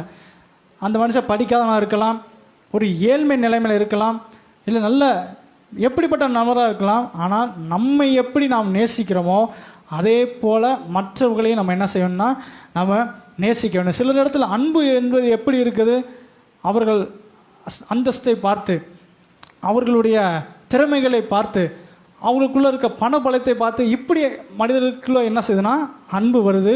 ஆனால் தேவன் காட்ட சொல்கிற அன்பு என்ன அப்படின்னா, நம்மை நாம் எப்படி நேசிக்கிறோமோ அதே போல் மற்றவர்களையும் நம்ம என்ன செய்யணும்னா நேசிக்க வேண்டும். அப்படி நேசித்தாதான் தேவன் சொல்லுகிற அன்பாக அது இருக்கும். அப்போது தான் நாம் தேவ மனுஷனாக நம்ம என்ன செய்யணுமா நாம் இருப்போம். ஆகையினாலே தேவனும் அப்படி தான் நேசித்தார். தன்னை நேசித்தது போல அவர் தன்னோடு கூட இருந்த எல்லோரையும் அவர் என்ன செஞ்சார்னா நேசித்தார். அந்த மனுஷன் எப்படிப்பட்டனா இருந்தாலும் பரவாயில்ல. யூதாஸ் ஆண்டவரே காட்டி கொடுத்தான், அவன் மேலே ஆண்டவர் கோவப்படல, அவனையும் ஆண்டவர் நேசித்தார். பேதுரு ஆண்டவரே யாருன்னே தெரியாது என்று சொல்லி சபிக்கவும் சத்தியமும் பண்ண ஒரு நபர். அப்போ ஆண்டவரே ஒருத்தர் சபிச்சிருக்கானா எந்த அளவுக்கு ஆண்டவர் இப்படி இருந்துப்பான் பாருங்கள். இப்போ நீங்கள் உங்களை யாராவது ஒருத்தர் பயங்கரமாக உங்களை சபிச்சுட்டு போயிட்டாருன்னா அந்த மனுஷன் நீங்கள் என்ன பண்ணுவீங்க? வாழ்நாளில் இவன் மூஞ்சில் மட்டும் ஒரு நாள் கூட முழிச்சிடக்கூடாது அப்படின்னு தான் நம்ம நினைப்போம். ஆனால் ஆண்டவர் பாருங்கள், பேதுரு சபிக்கவும் சத்தியமும் பண்ண நபர். ஆனால் ஆண்டவர் அவர் என்ன பண்ணார்னா நேசித்தார். அப்போ நம்முடைய நேசம் என்பது எப்படி இருக்கணும்னா, தேவன் மற்றவர்கிட்ட எப்படி அன்பை வெளிக்காட்டினாரோ அதே போல் அன்பை நம்ம என்ன செய்யணும்னா வெளிக்காட்ட வேண்டும். வேதம் சொல்கிறது எல்லோருமே தேவ மகிமை அற்றவளான நபர், நல்லவன் ஒருத்தரும் கிடையாது. அப்போ ஒருத்தரை நம்ம குற்றப்படுத்துகிறோம் அப்படின்னா நம்ம குற்றவானாக கிடையாது, நாமளும் பல குற்றங்கள் செய்தவர்கள். ஆகையினாலே நாம எப்படி நேசிக்கிறோமோ அதே போல் மற்றவர்களையும் நேசிக்கணும். இயேசு பாவிகளை ரட்சிக்க அந்த உலகத்தில் வந்தார். பாவிகளோடு கூட அதிகமாக நேரத்தை செலவிட்டார். எல்லோரும் பண்ணுறாங்க, எல்லோரும் பார்க்குறாங்க. இயேசு பாவிகளோடு போய் உட்காந்துருக்காரு. அவங்க வீட்டில் போய் எப்படி உட்காந்து சாப்பிட்லாம், இவங்க வீட்டிலலாம் போய் உட்காரலாமா இப்படின்னு சொல்லி சுற்றில் இருந்த நபர்கள் எல்லாருமே ஆண்டவரை குறித்து தவறான காரியங்களை அவங்க சிந்தித்து கொண்டிருந்தார்கள். ஆனால் ஆண்டவர் எதற்காக வந்தாரோ, அவர் என்ன சொன்னாரோ, எப்படி அன்பை வெளிக்காட்ட வேண்டும் என்று சொன்னாரோ அதையெல்லாம் ஆண்டவர் என்ன செஞ்சார்னா செய்து காட்டினார். சுற்றில் இருக்கவங்க எல்லாமே தப்பாக நினைக்கிறாங்க. ஆனால் ஆண்டவர் பாருங்கள் தேவ அன்பை என்ன செஞ்சார்னா வெளிக்காட்டினார். சகையை குறித்து எல்லாரும் தப்பாக நினச்சாங்க. ஆனால் ஆண்டவர் இந்த உலகத்தில் யார் எல்லாத்தையும் பார்த்து தப்பான நினச்சாங்களோ ஆண்டவர் கரெக்டாக அவங்க வீட்டுக்கு என்ன பண்ணுறாரு போகிறாரு. சகைவே இன்றைக்கி உங்கள் வீட்டுக்கு நான் என்ன செய்யணும் வரணும் அப்படின்னு சொல்கிறாரு. இயேசு போய் உட்காந்து அவங்க கூட நல்லா சாப்பிட்றாரு. வேறு ஒன்றுமே செய்யலை. சகை என்ன பண்ணுறாரு, ரசிக்கப்பட்டார். அவ்வளோதான். அந்த அன்பை வெளிக்காட்டுறது தான் ரொம்ப முக்கியம். இளையகுமாரன் திரும்பி வரும்போது தகப்பன் என்ன பண்ணார்னா, நீ என்ன இப்படி தப்பு பண்ண, அப்படி பண்ண, நீ அதெல்லாம் பண்ணவே, அன்னைக்கு அப்படி பண்ணிட்டு போன, எதுவுமே பேசலை. திருப்பி வரும் பொழுது அப்படியே அவர் என்ன பண்ணார்னா ஏற்றுக்கொண்டார். இதுதான் தன்னை நேசிப்பது போல அன்பு. சில பேர் பார்த்தீங்கன்னா அடுத்தவன் தப்பு பண்ணான்னு வச்சுக்கோமே, அவனை சட்டையை பிடிச்சி கழுத்தை நெரிச்சு சாகிற அளவுக்கு கேள்வி கேட்டுருவாங்க. ஏன் அப்படி பண்ணிட்ட? அதே மாதிரி அவங்க தப்பு பண்ணிட்டாங்கன்னு என்ன பண்ணுவாங்கன்னா அவங்க எல்லாரும் மன்னிக்கணும்னு அவங்க நினைப்பாங்க. இப்படிப்பட்ட மனநிலைமை இருக்கும். அப்போ மனுஷனுடைய நினைவு எப்படி இருக்குன்னா, அடுத்தவன் தப்பு பண்ணும்போது அவனை பயங்கரமாக திட்டுறது, இன்னும் இது கூட உனக்கு தெரியாதா, இப்படிலாம் பண்ணலாமா, அப்படின்லாம் பயங்கரமாக திட்டுவாங்க. ஆனால் அதே தவிர அவங்க செய்யும்போது சாரி தெரியாமல் பண்ணிட்டேன் மன்னிச்சுக்கோங்க அப்படின்னு சொல்லுவாங்க. அப்போ இதுதான் இந்த 2 விதமான டபுள் ஸ்டாண்டர்டாக இருக்குது பார்த்தீங்களா. அப்போ நம்ம எப்படி இருக்கோம்னா, நாம் தவறு செய்யும்போது நாம் எப்படி மன்னிப்பை எதிர்பார்க்குறவா இருக்கிறோமோ அதே மனநிலைமையில தான் தவறு செஞ்சவனும் இருப்பான்.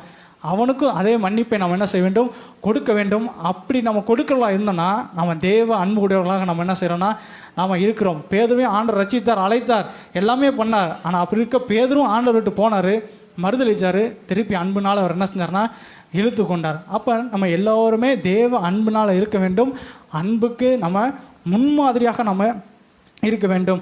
அது மாத்திரமல்ல, அன்பிலும் விசுவாசத்திலும் கற்பிலும் நம்ம மற்றவங்களுக்கு முன்மாதிரியாக இருக்கணும். விசுவாசத்தை குறித்து நம்ம ஏற்கனவே நம்ம பார்த்தோம்.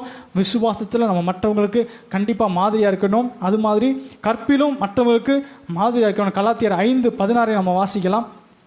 5:16.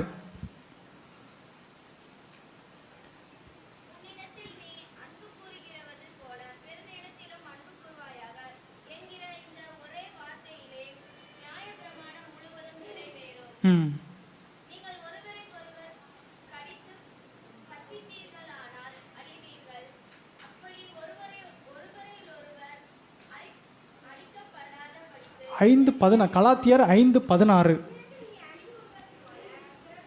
இல்லை பின்னும் நான்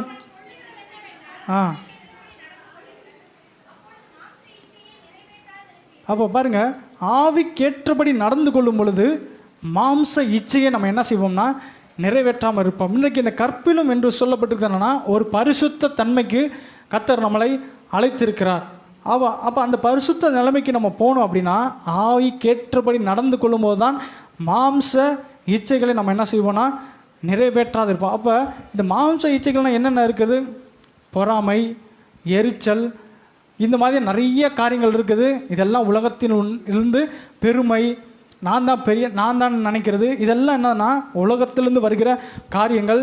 இதையெல்லாம் நம்ம மேற்கொள்ளணும் அப்படின்னா ஆவிக்கேற்றபடி நடந்து கொண்டாதான் இந்த கற்பில் நம்ம எப்படி இருக்க முடியும்னா சரியாக இருக்க முடியும், பரிசுத்தமாக இருக்க முடியும். பரிசுத்தத்தில் மற்றவர்களுக்கு மாதிரியாக நம்ம இருக்க முடியும். ஆகையினாலே தீமோத்தேயுக்கு சொல்லும் போது நீ இப்படிலாம் மாதிரியாக இருக்கணும்னு சொல்லியிருக்காரு.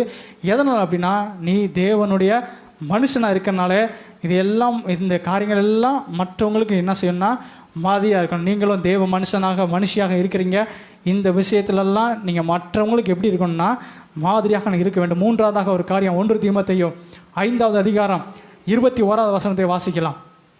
1 தீமோத்தேயு 5:21.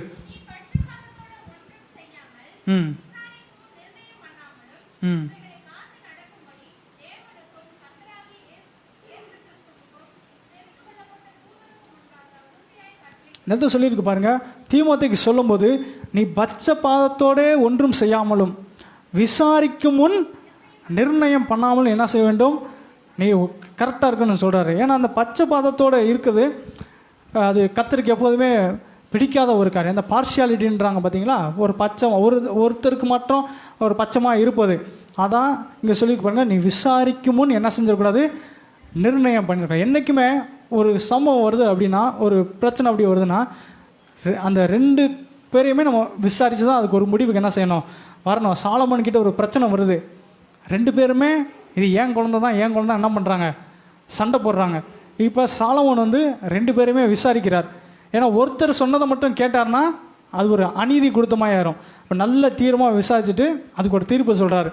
அப்போ அந்த தீர்ப்பில் தான் தெரியுது உண்மையான தாய் யார், போலியான தாய் யாருன்னு அதில் கண்டுபிடிக்கப்படுது. இப்போ சாலமோன் ஒரே ஒருத்தரோட பேச்சை மட்டும் கேட்டு சரி இவங்க சொல்கிறது தான் சரியாக இருக்குன்னு சொல்லிட்டு அவர் தீர்ப்பை சொல்லியிருந்தாருன்னா அந்த தீர்ப்பு எப்படி இருந்திருக்காருன்னா அவர் சரியாக இருந்திருக்காது. ஆனால் அவர் ரெண்டு காரியத்தையும் பேசி நல்லா அண்டர்ஸ்டாண்ட் பண்ணி அதை தான் தீர்ப்பு. இப்போ கோர்ட்லேயும் கூட என்ன பண்ணுறாங்க, 2 தரப்பு வாதங்களையும் அவங்க கேட்பாங்க, எல்லாம் கரெக்டாக கேட்டுட்டு அவங்க அதுக்கு ஒரு முடிவு வருவாங்க. அது மாதிரி தான் ஒரு தேவ மனுஷனாக இருக்கிறவங்க எப்படி இருக்கணும்னா பச்சை பாதத்தோடு கூட அவங்க என்ன செய்யக்கூடாது, செயல்படக்கூடாது. எப்படி இருக்கணும், விசாரிக்கும் முன் நிர்ணயம் பண்ண. இப்போ யாரையோ பற்றி நமக்கு ஒரு தவறான ஒரு செய்தி வருது அப்படின்னா உடனே அவங்க அப்படி கண்டிப்பாக பண்ணியிருப்பாங்க அப்படின்ற எண்ணத்துக்கு நம்ம என்ன செய்யக்கூடாது, வந்துடக்கூடாது. கொஞ்சம் ரிலாக்ஸாக இருக்கணும், பொறுமையாக இருக்கணும், விசாரிக்கணும். நமக்கு தெரிய வரும் எது கரெக்டு எது தப்பு, நமக்கு தெரிய வரும். ஆகையினாலே விசாரிக்கும் முன் நம்ம என்ன செஞ்சிடக்கூடாது, ஒரு முடிவுக்கு நாமளே வந்துடக்கூடாது, பச்சை பாதத்தோடு கூட செயல்படக்கூடாது. சில நேரத்தில் இந்த பச்சை பாதமாக இருக்கிறதுனால நிறைய பிரச்சனை வரும். சில பேருக்கு திறமை இருக்கும், ஆனால் சில பேர் பச்சை பாதமாக இருந்து அவங்களுக்கு தெரிந்தவர்களுக்கு சில நேரத்தில் என்ன செய்வாங்கன்னா வாய்ப்பு கொடுப்பாங்க. இப்படிலாம் நிறைய காரியங்கள் நடக்கும். ஆகினாலே நம்ம கவனமுடையவர்களாக இருந்து இதையெல்லாம் நம்ம சரியாக நம்ம நேர்த்தியாக நடப்பிக்க வேண்டும். அப்போ இன்னொன்று நம்ம நினைக்கலாம், அப்போ இந்த எல்லாரையும் ஒரே மாதிரி நடத்துதுன்னு சொல்லி ஒரு கருத்து இருக்கும். எல்லாரையும் நம்ம சமமாக ட்ரீட் பண்ணணும், எல்லாத்தையும் நம்ம ஈக்குவலாக நம்ம ட்ரீட் பண்ணணும் அப்படின்னு நினைப்போம். ஆனால் சில நேரத்தில் எல்லா நேரத்தையும் அது சில நேரத்துக்கு முடியாது.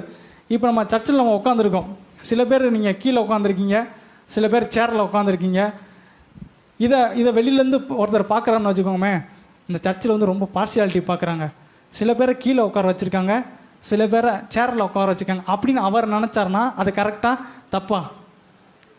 சேர் எதுக்காக போகிறோன்னா, ஒரு வயதானவங்க அவங்க கொஞ்சம் அதிக நேரம் கீழே உட்கார முடியாது, இப்போ அதுக்காக சேர் போடுறோம். இப்போ கீழே உட்காந்துருக்கோன்னா அவங்க ஒன்றுமே ஏதாவது தெரியாமல் படிக்காதவங்க, சும்மா ஒன்றுமே இல்லாதவங்க, அதனால் அவங்க கீழே உட்காரணும். அப்படி இல்லை, அவங்களால கீழே உட்கார முடியும், அதனால் அவங்க என்ன செஞ்சுருக்காங்க, உட்காந்துருக்காங்க. ஆனால் சில நேரத்தில் இப்படி தவறாக புரிஞ்சு கொள்ளப்படும் அன்றைக்கு நேரத்தில். ஆகினாலே நாம் கவனமுடையவர்களாக நம்ம என்ன செய்யணும்னா இருக்கணும். சில நேரத்தில் எல்லாத்தையும் நம்ம இந்த பச்சை பாதம் என்பது என்னன்ற நான் உங்களுக்கு இன்னும் டீப்பாக உங்களுக்கு புரிய வைக்கணும்னா, என்கிட்ட இந்த மாதிரி தான் ஒருத்தர் வந்து பேசினார். அந்த பச்சை பாதம் அந்த சப்ஜெக்டை குறித்து நாங்கள் பேசிகிட்டு இருக்கும்போது, எல்லாத்தையும் ஒரே மாதிரி என்ன பண்ணணும், நடத்தணும், எல்லாத்தையும் ஈக்குவலாக அப்படி நடத்தணும் அப்படின்னு பேசிகிட்டு இருந்தேன். அப்போ நான் அவர்கிட்ட கேட்டேன், உங்கள் வீட்டில் வந்து உங்களுக்கு வந்து ஒரு பையன் இருக்குது, ஒரு பொண்ணு இருக்குது, 2 பேரையும் நீங்கள் ஒரே மாதிரி நடத்துவீங்களா அப்படின்னு கேட்டேன். அவர் ஒரு நிமிஷம் ஷாக் ஆகிட்டார்.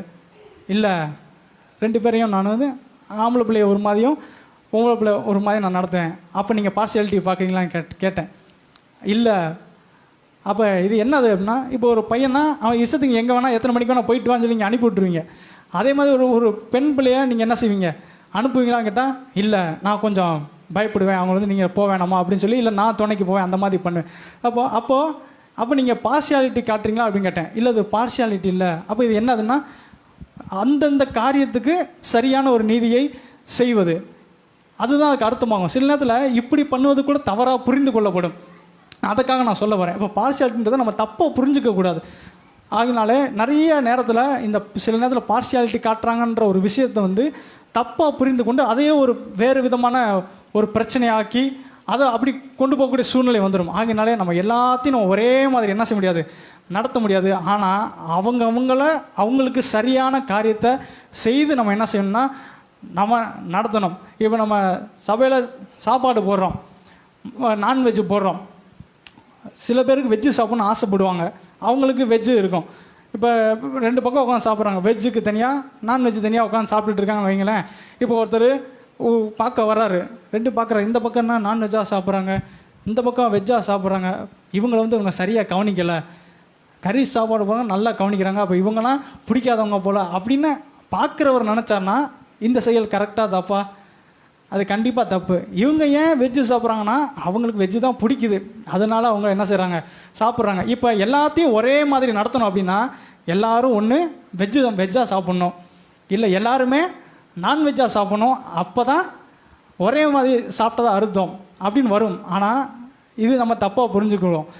வெஜ்ஜு சாப்பிட்றவனுக்கு வெஜ்ஜு கொடுக்கணும், கறி சாப்பாடு ஆசைப்படுறவனுக்கு கறி சாப்பாடை கொடுக்கணும். ஆனால் கொடுக்குற அளவை கரெக்டாக என்ன செய்யணும், கொடுக்கணும். ஒருத்தருக்கு ஒரு கரண்டி கறி எடுத்து வச்சோம்னா இன்னொருத்தருக்கு 2 கரண்டியை நம்ம எடுத்து வச்சிடக்கூடாது. அது பார்சியாலிட்டி. உங்களுக்கு இதை விளங்கி கொடுங்கன்னு நான் நினைக்கிறேன். ஸோ அதனால் நம்ம எந்த சூழ்நிலையும் பச்சை பாதத்தோடு கூட நம்ம செயல்படக்கூடாது.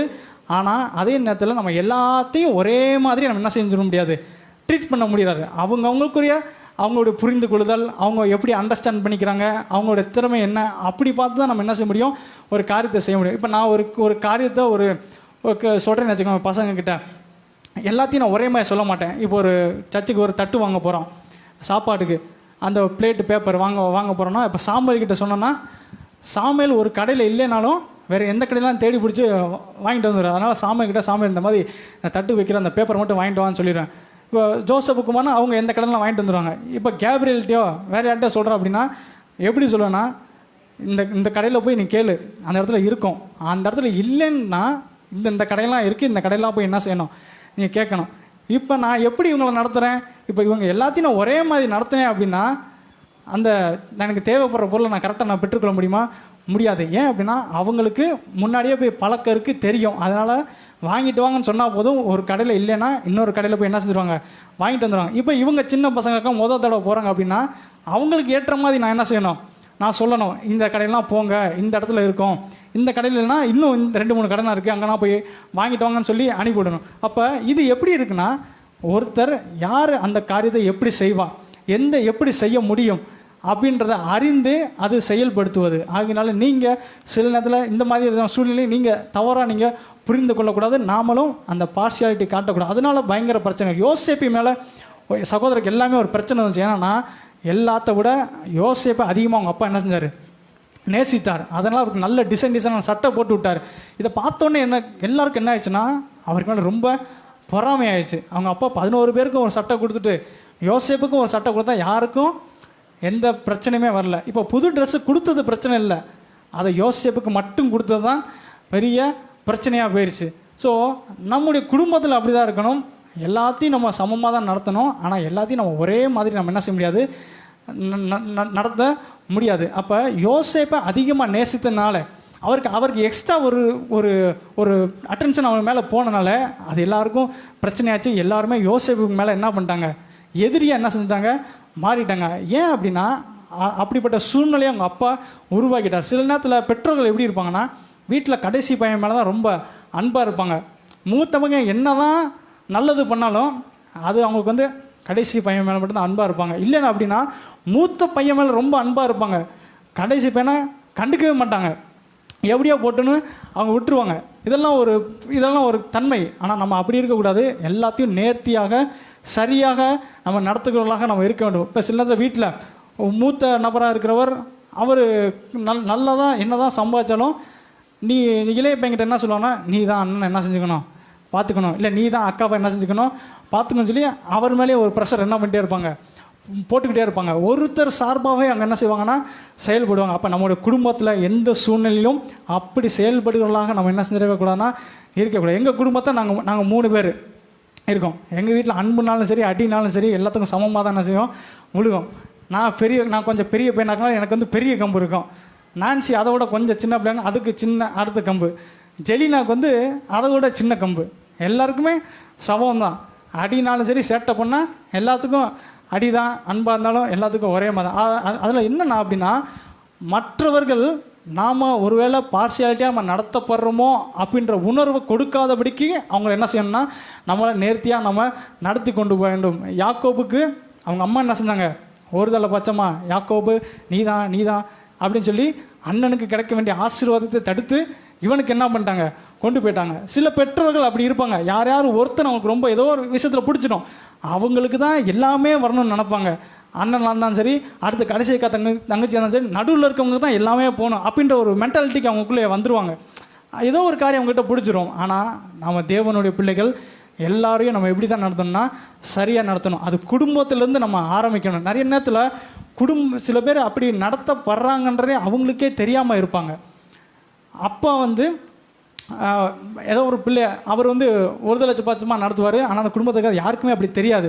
இது எல்லாமே பாசத்துக்காக அப்படி இப்படின்னு சொல்லி ஏதோ ஒன்று சொல்லி அப்படியே அவங்க பண்ண வச்சுட்டே இருப்பாங்க. அவங்க ஒரு ஏமாளியாக இருப்பாங்க, அது அவங்களுக்கே தெரியாது. சில மாதங்களுக்கு முன்பாக ஒரு நியூஸ் பேப்பரில் ஒரு பத்திரிக்கை இதில் ஒரு செய்தி இப்படி வந்தது. ஸோ இந்த மாதிரி குடும்பத்தில் சில தன்மைகள் இருக்கும் குடும்பம். அதில் நானும் நான்சியெல்லாம் உட்காந்து அதை நான் காட்டினேன். இந்த மாதிரிலாம் குடும்பத்தில் வரக்கூடிய வாய்ப்புகள் இருக்குது. இந்த மாதிரிலாம் அந்த காரியங்களை சொல்லி நாங்கள் எங்கள் ஃபேமிலியில் உட்காந்து அந்த நியூஸ் பேப்பர் அந்த செய்தியை நான் படித்து ஒருத்தர் அது குறித்து கட்டுரை எழுதியிருந்தார். எப்படி எழுதியிருந்தேன்னா, வீட்டில் வந்து அம்மா வந்து யாருக்காவது ஒருத்தர் மேலே ரொம்ப அன்பாக இருப்பாங்க, அவங்களுக்காக எல்லாத்தையும் செய்யணும்னு நினைப்பாங்க. ஆனால் இது வந்து மற்ற யாருக்குமே என்ன செய்யாதுன்னா இவங்க இப்படி செய்கிறாங்கன்றதே அவங்களுக்கு தெரியாது. அந்த மாதிரி அவங்க இருப்பாங்க. குடும்பத்தில் இருக்க எல்லாரும் சேர்ந்து வீட்டில் இருக்க மூத்த பையனை ஏமாற்றிட்டு இருப்பாங்க, அது அவங்களுக்கே தெரியாது. இல்லை கடைசி பையனை ஏமாற்றிட்டு இருப்பாங்க, அது அவருக்கே புரியாது. ஸோ இந்த மாதிரி தன்மையோட நிறைய பேர் இருப்பாங்க. இதுனா என்னென்னா இந்த பச்சை பாதத்தில் வருகிற காரியங்கள். ஆகியனால இது ரொம்ப ரொம்ப முக்கியமான காரியம். நாம் தேவனுடைய பிள்ளைகள் நம்ம எல்லாவற்றையும் நம்ம சரியாக நம்ம செய்ய வேண்டும். பார்ஷியாலிட்டி பார்க்கணுன்னா என்னன்னு உங்களுக்கு இப்போ புரிஞ்சுக்கணும்னு நினைக்கிறேன். யாரை எப்படி நடத்தணுமோ அவங்கள அந்த விதமாக அவங்களை நடத்தி என்ன செஞ்சணும், நாம் கொண்டு வரணும். அவங்களுக்கு செய்ய வேண்டிய காரியங்களை நாம் சரியாக செய்ய வேண்டும். எபேசியர் 4வது அதிகாரம் 11ஆம் வசனத்தை வாசிக்கலாம். எபேசியர் 4:11 வாசிக்கலாம்.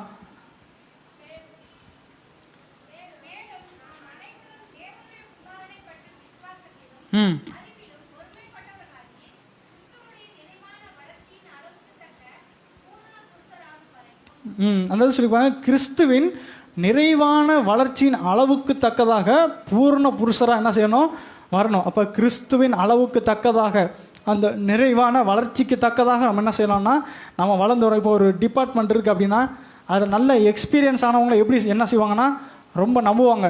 புதுசாக வந்தவங்ககிட்ட போய் என்ன சொல்லுவாங்க, தம்பி இதை பண்ணிக்கோங்க, இப்படி பார்த்து பண்ணிக்கோங்க, இதை இப்படி பண்ணிடாதீங்க அப்படின்னு சொல்லி இன்ஸ்ட்ரக்ஷன் அவங்க என்ன செஞ்சுட்டே இருப்பாங்க, கொடுத்துட்டே இருப்பாங்க. அப்போ அந்த எக்ஸ்பீரியன்ஸாக இருக்கிறவரும் அதே மாதிரி தான் படித்து வந்திருப்பார். புதுசாக வர்றவங்களும் அதே படிப்பை தான் படித்து வந்திருப்பாங்க. ஆனால் அவங்க 2 பேர்த்தையும் ஒரே மாதிரி நடத்த முடியுமானா 2 பேர்த்தையும் ஒரே மாதிரி நடத்த மாட்டாங்க. ஏன்னா அவர்கள் நிறைய வாழ்க்கையில் அனுபவம் நிறையா இருக்கும். புதுசாக வந்திருக்கு படிச்சுட்டு வந்திருப்பாரே தவிர மற்ற எந்த ஒரு அந்தளவுக்கு ரொம்ப அனுபவங்கள், அந்த நுணுக்கங்கள் சிலதெல்லாம் தெரியாமல் இருக்கும். ஸோ ஆகையினால நம்ம யாரை எப்படி நம்ம நடத்துகிறோமோ அவர்களை சரியாக நம்ம நடத்தணும். இப்போ புதுசாக ஒரு 10 பேர் வேலையில் இருக்காங்கன்னா அந்த 10 பேரையும் ஒரே தான் நம்ம நடத்தணும். எக்ஸ்பீரியன்ஸான 10 பேர் இருக்காங்கன்னா அந்த 10 பேரையும் நாம் சரியாக அவங்கள நடத்தணும்னு சொன்னால் அதுதான் பச்சைபாதம் இல்லாமல் நாம் நடத்துவது. ஆகையினால இப்படிப்பட்டவர்களாக நம்ம இருப்போம்னு சொன்னால் தேவன் பார்வையில் நிச்சயமாக நாம் ஒரு தேவ மனுஷனாக நாம் இருப்போம். கலாத்தியர் 2வது அதிகாரம் 8வது வசனத்தை வாசிக்கலாம். கலாத்தியர் 2:8.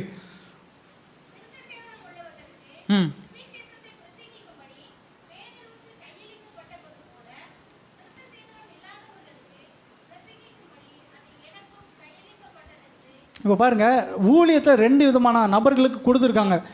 விருத்த சேனம் உள்ளவருக்கு பிரசங்கிக்கும்படி பேதுரு என்ன பண்ணிட்டாரு, போயிட்டாரு.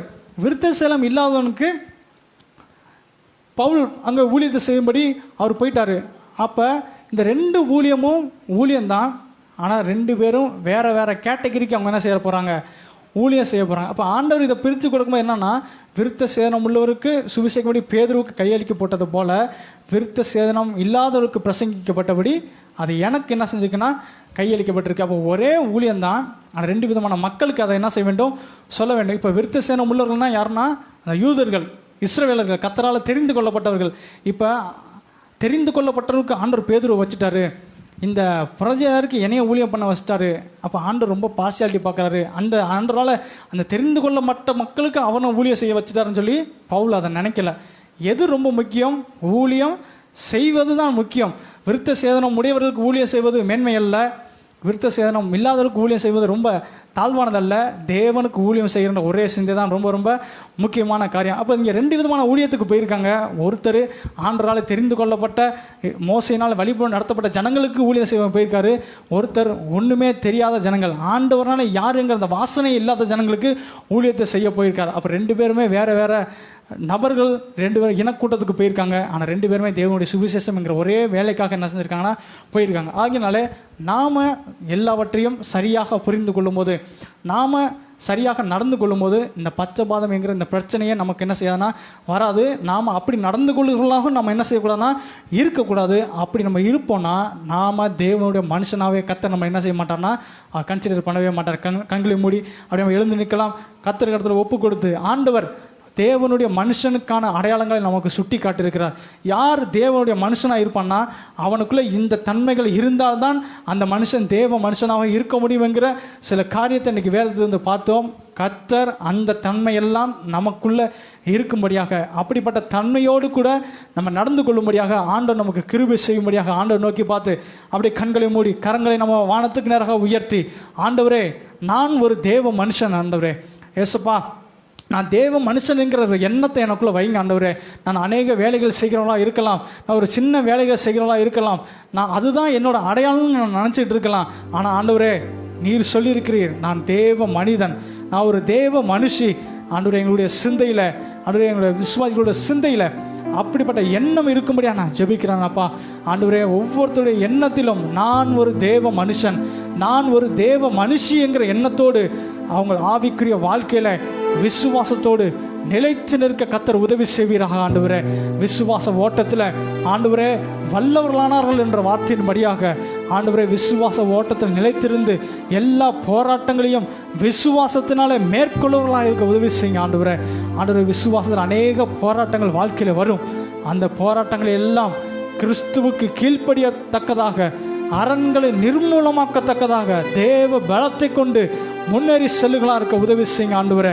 ஆண்டவரே நீர் எங்கள் விசுவாசத்தை ஓட்டத்தை இன்னும் அதிகமாக துரிதப்படுத்துகிறதுக்காக உமக்கு நன்றி செலுத்துகிறோம் ஆண்டவரே. அந்த தீமோத்தேயுக்கு சொன்னது போல மற்றவர்களுக்கு மாதிரியாக இருக்க எங்களுக்கு உதவி செய்யுங்கப்பா. எங்கள் வார்த்தைகள் சத்தியமான வார்த்தைகளாக இருக்கட்டும் ஆண்டவரே. தேவையில்லாத வார்த்தை எனக்கு வாயிலிருந்து வர வேண்டாம் ஆண்டவரே. ஆண்டவரே, இந்த வேத வசனத்தில் சொன்னது போல விரியன் பாம்பை போல விஷமான வார்த்தைகள் எங்கள் வாயில வரக்கூடாது ஆண்டவரே. தேவ பக்திக்கு ஏதுவான வார்த்தைகள் வரணும், சரியான வார்த்தைகள் எங்கள் வாயிலிருந்து வரட்டும் ஆண்டவரே. தேவனுக்கு பிரியமான வார்த்தைகள் எனக்கு வரட்டும். அந்த வார்த்தையின் மூலமாக 4 பேர் நல்ல விதமாக வார்த்தைகளை பேசத்தக்க அளவுக்கு எங்களுடைய வார்த்தைகளை நாங்கள் மற்றவங்களுக்கு முன்மாதிரியாக இருக்கணும் ஆண்டவரே. எங்களுடைய நடக்கையிலும் நாங்கள் மற்றவங்களுக்கு முன்மாதிரியாக இருக்க வேண்டும். ஏதோ பேசுகிறவர்களாக மாத்திரமல்ல ஆண்டவரே, ஏதோ நாங்கள் சொல்லுகிறவர்களாக மாத்திரமல்ல, அதன்படி நாங்கள் செய்கிறவர்களாக இருக்க எங்களுக்கு உதவி செய்யுங்கப்பா. நாங்கள் என்னதான் தேவ பக்தி, தேவ விசுவாசம், தேவ அன்பு என்று பேசுகிறவர்களாக மாத்திரமல்ல, அதை எங்கள் வாழ்க்கையில் நாங்கள் செயல்படுத்தி காட்டுகளாக இருக்க, மற்றவங்களுக்கு மாதிரியாக இருக்க உதவி செய்யுங்க ஆண்டவரே. நீர் எப்படி மற்றவர்களிடத்தில் அன்பு கூர்ந்தீரோ அதே போலதான் அன்பை நாங்களும் வெளிக்காட்ட உதவி செய்யுங்க ஆண்டவரே. ஆண்டவர், நீர் யூதாசையும் நீ நேசித்தீர், உங்களை சபித்த பேதுருவையும் நீ நேசித்தீர் ஆண்டவரே. உன்னை நேசிப்பது போல நீ பிறனை நேசி என்று சொன்னது மாத்திரமல்ல, அதன்படி செய்கிறவராயும் நீர் இருந்தீரப்பா ஆண்டவரே. உங்களைப் போலவே நாங்களும் அன்பில் மற்றவங்களுக்கு மாதிரியாக இருக்க எங்களுக்கு உதவி செய்யுங்க ஆண்டவரே. நாங்கள் எல்லோரையும் அன்பாக நேசிக்க எங்களுக்கு உதவி செய்யுங்கப்பா. ஆவியிலும் விசுவாசத்திலும் கற்பிலும் நாங்கள் வளர்ந்தவர்களாக இருக்க எங்களுக்கு உதவி செய்யுங்க ஆண்டவரே. நாங்கள் பச்சை பாதம் உடையவர்களாக இருக்கக்கூடாது ஆண்டவரே. எங்கள் குடும்பத்தில், எங்கள் பிள்ளைகளிடத்தில், நாங்கள் சந்திக்கிற நபர்களிடத்தில் நாங்கள் பச்சை பாதம் உடையவர்களாக அல்லாமல் யாரை எப்படி நடத்த வேண்டும், யாரை எப்படி வழி நடத்த வேண்டும் என்பதை நேர்த்தியாக அறிந்து தேவ ஞானத்துக்கு ஒப்பாக நாங்கள் நடத்த எங்களுக்கு உதவி செய்யுங்க ஆண்டவரே. நாங்கள் எந்த சூழ்நிலையிலும் நாங்கள் பச்சை பாதத்தோடு நடந்து கொள்வர்களாக அல்ல ஆண்டவரே. தேவ வார்த்தையின்படி தெளிவாக சரியாக நடத்துகளாக இருக்க எங்களுக்கு நல்ல ஞானத்தை கொடுங்கப்பா. நாங்கள் ஆண்டவரே யோசேப்பு மேலே அவங்க தகப்பனார் ஒரு தலை பட்சமாக அன்பு வைத்ததுனாலே அநேக பிரச்சனைகள் வந்ததை நாங்கள் பார்க்குறோம் ஆண்டவர். எங்கள் குடும்பத்திலையும் நாங்கள் அது மாதிரி செயல்பட்டு எந்த ஒரு பிரச்சனைக்கும் நாங்கள் காரணமாக இருக்காதபடிக்கு கர்த்தர் எங்களுக்கு நல்ல தெளிந்த ஞானத்தோடு பிள்ளைகளை நடத்த, எங்கள் குடும்பத்தை நடத்த, நாங்கள் இருக்கிற இடங்களில் வேலை செய்ய கர்த்தர் எங்களை பலப்படுத்தும்படியாக ஜெபிக்கிறோம். அதற்கான நல்ல ஞானத்தை கட்டளையிட நாங்கள் ஒப்புக் கொடுக்குறோம் ஆண்டவரே. உங்களுடைய கரத்தில் ஒப்புக் கொடுக்குறோம். நீரே நேர்த்தியாக நடத்த போகிறதுக்காக உங்களுக்கு நன்றி செலுத்துகிறோம் அப்பா. எல்லா துதிக்கான மகிமையெல்லாம் நமக்கே செலுத்துகிறோம். இயேசுவின் நாமத்தினால ஜெபிக்கிறாங்க நல்ல பிதாவே, ஆமென் ஆமென். அப்படியே நம்ம முழங்கால் படிட்டு கொள்ளலாம். ரட்சிக்கப்பட்டு ஞானஸ்தானம் பெற்று தேவனுக்காக வாழ்க்கையை ஒப்பு கொடுத்த ஒவ்வொருத்தரும் அப்படியே முழங்கால் படிட்டு